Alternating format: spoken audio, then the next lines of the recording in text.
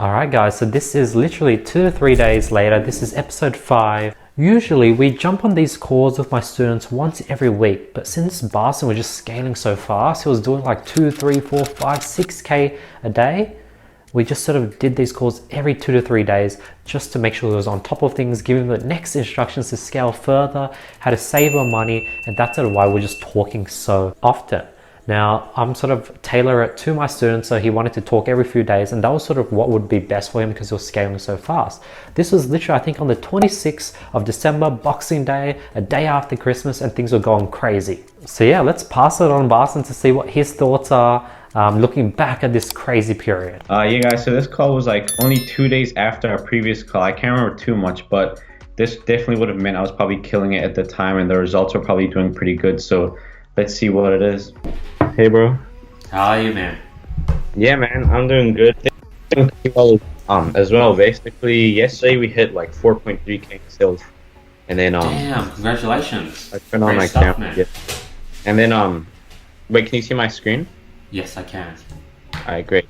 Yeah, and then yeah, basically today I'm on 2.2k, so that's alright. As you can see, so Barson peaked at like I think 6k something, and he's still consistently doing around 4 to 5k. So things are pretty consistent. Yeah guys, things were like at this point pretty consistent. Obviously I peaked for one day and then the rest was just getting like averaged out, but that's normal with Facebook. Some days you're gonna have like a really good day and some days it's just going to be like normal or even not too good. Yeah man, but we had like one, so I don't know if it's a PayPal hold, but basically PayPal was just saying this. They've like blocked me from sending payments or withdrawing funds, but I can still like get payments in. So I don't know if this is like a PayPal hold, is it? A lot of people have this issue, and I'm glad that, you know, like I've seen no one share this, but we're going to go ahead and deal with Barson's PayPal hold issue live with you guys. You'll see us deal with it. You'll see the money get released, the before and after, but I think that's probably what probably catalyzed this call. Do you remember this issue, Barson? Yeah, this is probably my biggest issue I've had with dropshipping till this day. Like this issue, I've had holds and everything, but this one was like the worst one at the worst time. So when you scale and a lot of money comes in and out, PayPal asks you to sort of verify information. So you just want to give all the information that they ask for. Show me the information they're asking for, and I'll help you give the right information where you'll get good results. Yeah, that's great. Because when I clicked the link, it brought me to this place, so I have to give these information. So photo ID, that's easy. Just use your own photo ID of your license, or if you're a student, use a student. But ideally, license or passport. Business information. You want to talk about how you're a general store. You're selling goods. You partner up with suppliers in China where you sell unique products to customers all over the world. Proof of fulfillment. You want to go ahead and then email the supplier, be like, hey, I'm verifying my PayPal. Could I get proof of fulfillment for the last 50 orders or the last 10 orders? Everything from tracking to shipping proof to that customer. Can you get me the fulfillment for order 1,500? Everything from the tracking number to this customer, the photo of it being shipped, etc. Just fulfillment proof. And then provide purchase receipt from your supplier. That one you could go ahead and send a screenshot of all your orders on Aliexpress, or what's actually better is get a invoice of your credit card activity or your debit card activity, showing all the transactions from Aliexpress, and be like, hey, here's the hundreds of sort of purchases we've made from our supplier in China, and here are all the individual orders that we are sort of purchasing in order to buy the cost of goods for our customer. Oh, okay, that's good. I see. And you don't want to put in like the keywords such as dropshipping. Try to reduce any dropshipping keywords. Alright. Okay, so it's not too much of a big delay. If I get all those done, it said around 5 business days. So it just means I can't really pay out myself, but I can still receive, so that's fine. Correct. So you want to do this as soon as possible. The earlier the better. And then you want to sort of be very worried about your cash flow. So now that you're sort of reliant on all your savings, you want to make sure that you don't scale too hard where you spend a lot of ad spend and you won't have enough money for cost of goods. Yeah, because right now we're using my mom's credit card, so it's like it's all under control. It's working fine. Got it. Because you want to make sure that the next month payment is way after you deal with this problem. So if you have to, it's only say 20 days before the next payment, then you should be fine. If you have to pay the credit card off in the next 10 days, then that's when things might get a bit sort of strict and you might have to be very fast on this and not scale as hard. But if you have like 20 days leeway, then you could continue to scale. Yeah, because the thing is, with the credit card, I have a lot of money that most of my sales, they come through just like Stripe, so I have a lot of money that like can easily exactly. That's better. That's even better. So that's really good. And that's how you go ahead and just handle it. It's that simple. Boston wasn't too stressed out, and he went ahead and just sort of applied everything I taught him. Yeah, I had a few questions. Basically, I've done like 20 adsets ever since we talked last time, because we agreed on 10 a day, right? Yes. And I'll just show you. So basically, where is it? I started with the 95% video views just for US. Here it is, these ones. And on Lifetime, I did it 2 days ago, but it doesn't really, one of them spent $20, got no sale off that. This one spent 17, but some of them just spent $1 over the lifetime. So it's kind of weird. I don't know what's wrong with the spending. And then we go over another sort of small question of why sometimes the lookalike audience just doesn't spend money. And I guess I don't know what solution I gave him at the time, but there's several reasons. I think one of the weird things was there was for some reason all Barson's ad sets have a limit to when they spend. For example, it's out of $3,379 for some reason. And another reason is just the audience is trying to populate. We'll see why I explain. But do you remember or know what's the solution to this problem, Barson? Yeah, guys. So at the time, all my ad sets had a end date. So they weren't I didn't set them so they could go on forever. I put them as end date, which nowadays I don't do that. But back then I didn't know how to not have not an end date. So yeah. When you create lookalike audiences, sometimes it just takes very long for it to spend. There's a lag. I just sort of let it run. And I just launched more lookalike audience to make up for it. Just because Facebook it takes a while for it to populate lookalike audiences. Oh, okay. All right, so that's fine. I'll just let that run while I'll just keep adding 10 a day. Well, 10 tonight, and then you said 50 on Friday. Sticking to the 40% rule. Oh, yeah, the 40% rule. Yeah, I'm on that. Perfect. But yeah, so I was just wondering what other lookalikes should I run, because I've done view content US and 95% video views, and I've created the audience for Philippines for the 95% views. So is there what should I just go with the other countries, same thing?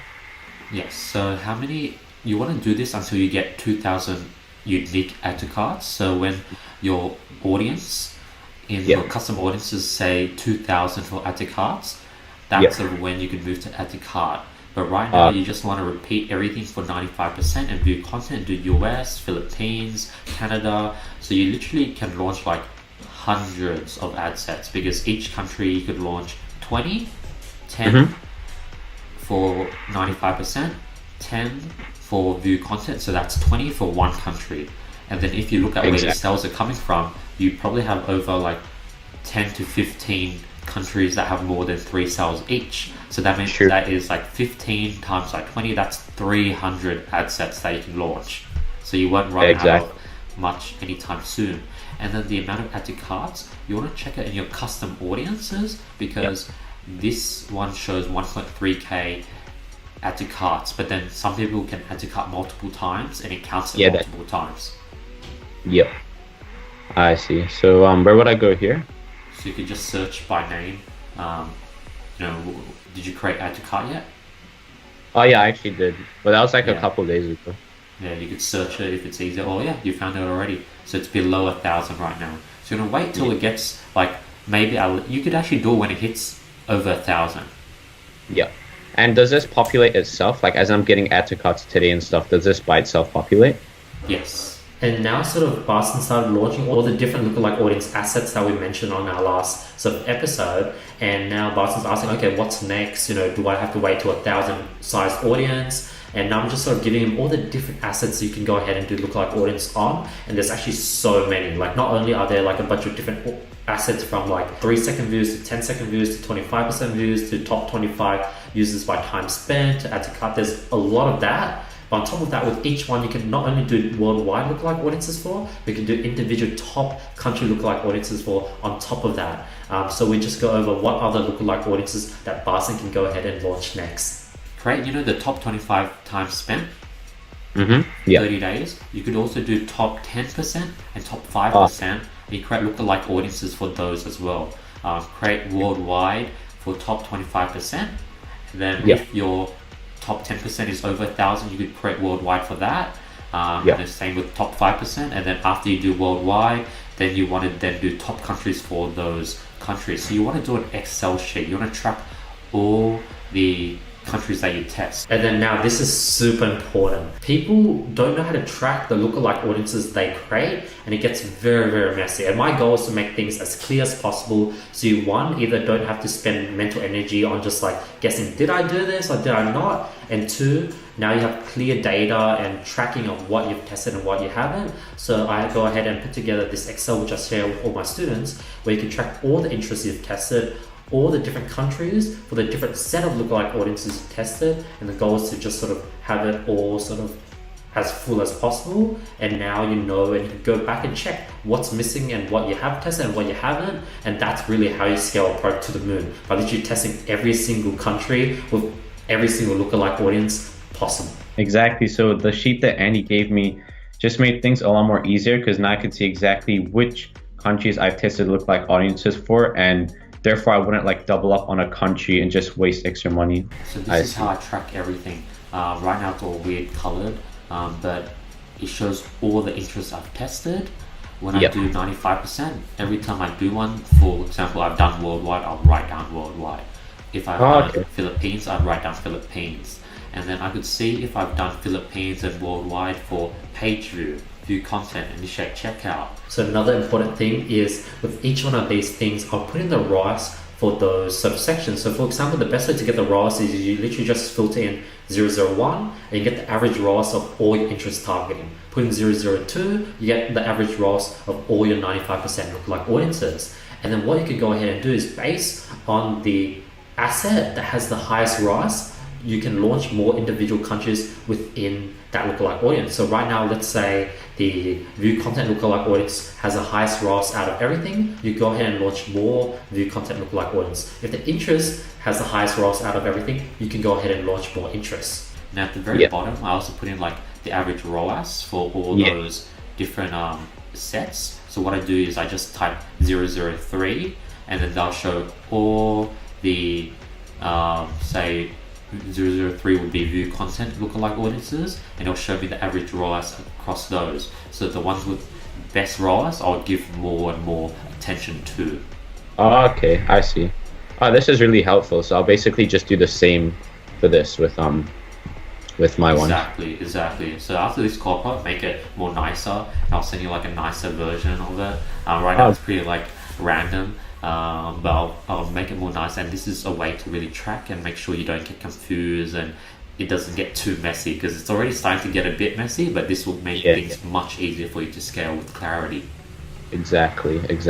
And we sort of go back to the PayPal ban issue, and how you can go ahead and get proof of business information, how you can get proof of fulfillment, and I sort of tell Boston how he should communicate with his supplier to go ahead and just link everything together, get the documents he needs from his supplier and provide it to PayPal. When I want to resolve these, like obviously I can upload a photo like right now, but maybe it'll take a couple of hours for the Aliexpress supplier to get back to me.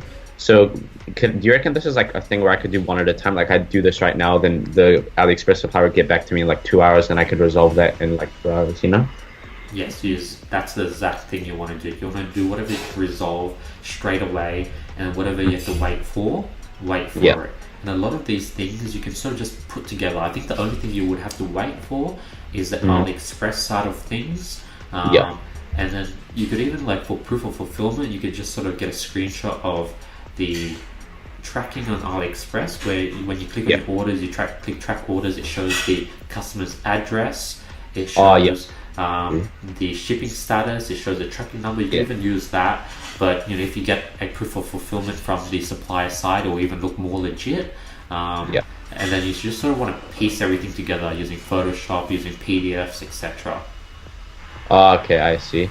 And then by piecing everything together, like I have like 300 orders. Will I try to put all the 300 in one kind of photo? So, for example, proof of fulfillment, I'll show probably like the last 5 orders. I'll go on my Shopify, screenshot, say order 100 to 110. Then I'll show all those addresses. I'll show all the order and tracking ID for all those 10 orders. I'll be like fulfillment, and at the end I'll be like, if more is needed for other orders, please let me know. On top of that, those 10 orders, you want to get 10 orders from Ali that went through PayPal. So you want to get the PayPal transaction ID, customer name, put in the screenshot of the Shopify order, put in the screenshot of the Aliexpress order, and then do that 10 times. So only PayPal related payments and all customers. Okay, that's cool. And then say if after 1 or 2 hours the supplier sends you proof of like shipment, has a photo of the item being shipped out, or has like different logistic on their back end, you could add that to the document on top. Okay. So you just have like a Word document or like pages on Mac, and just keep adding things to it, and eventually once you have as much information as you can regarding to proof of fulfillment or regarding to proof of purchase receipt, then you could export it as a PDF and then attach it. Okay, that's great. Like right at this moment, because that would take some time, but I'll do those obviously today as well. So I could just do upload photo like after the call, and then as we're talking for provide proof of fulfillment, you said like I'll add all those information. Like when I have all those information together, would I resolve it all at one time, or is it possible that I could add some now and then once I get more info, add that on top of that?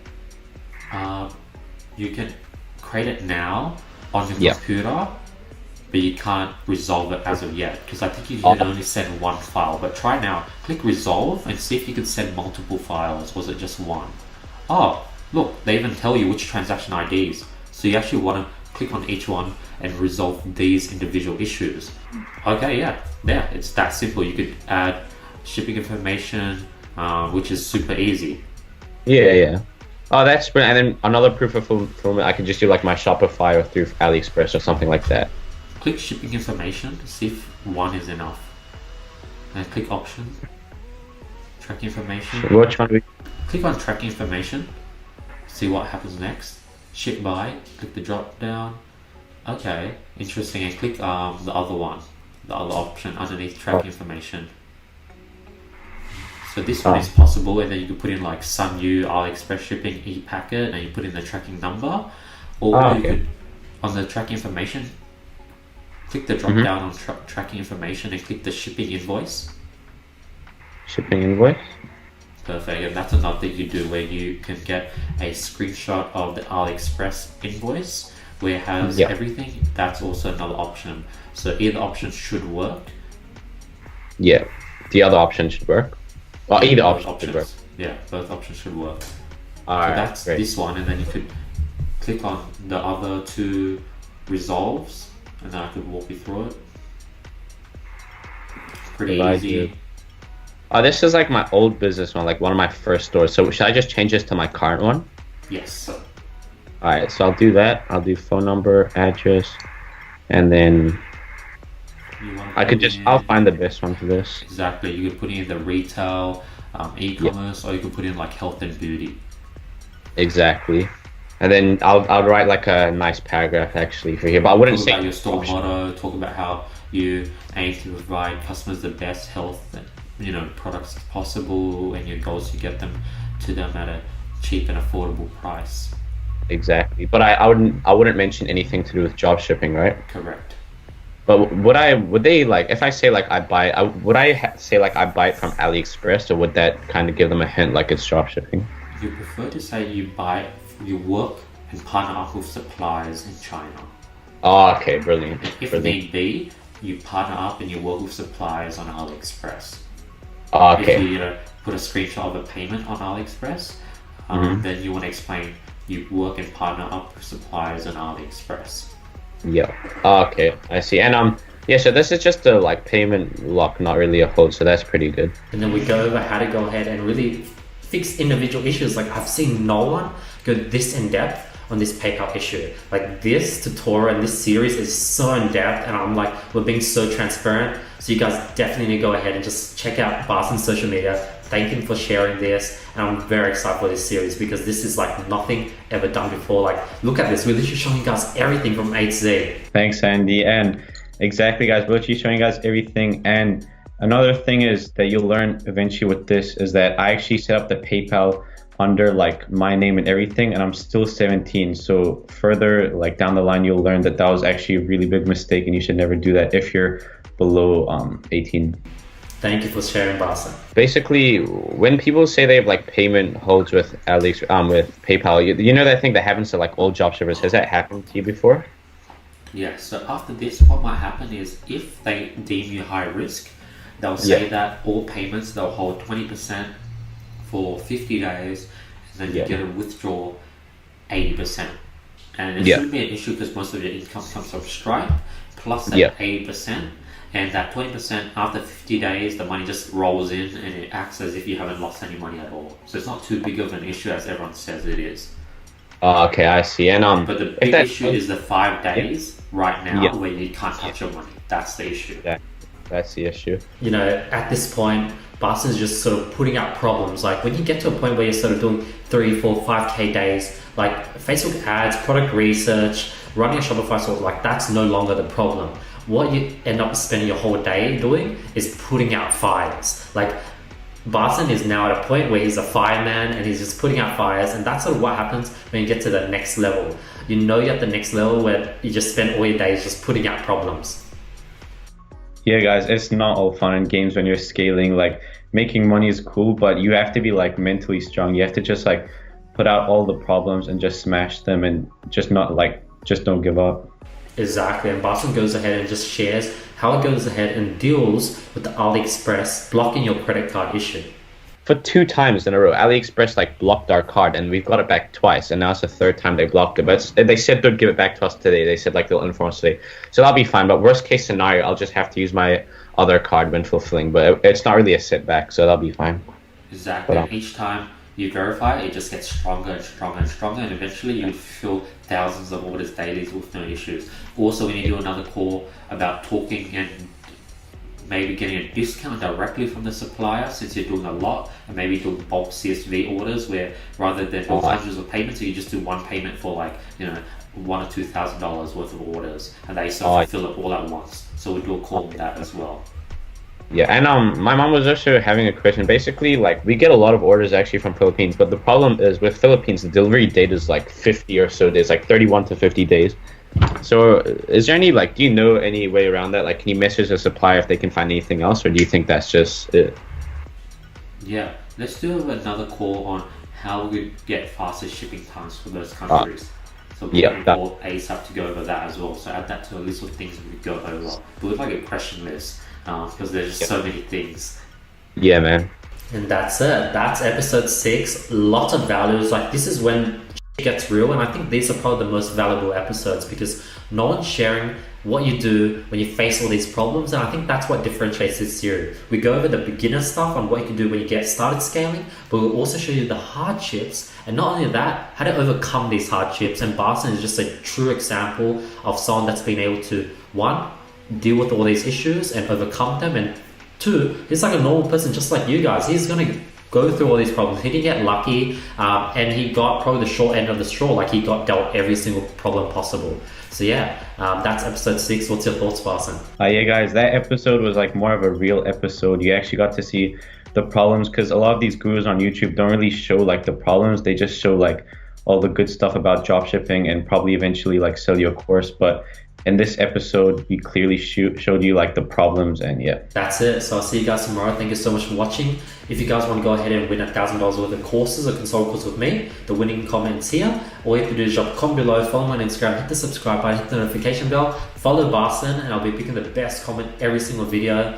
Question of the day: what's the worst thing that has happened to you with your dropshipping business. Let me know. I want to hear how bad has it gotten, because like this is just a start. We go through many more issues, and I'm excited to share those with you because I think you guys can learn a lot from them.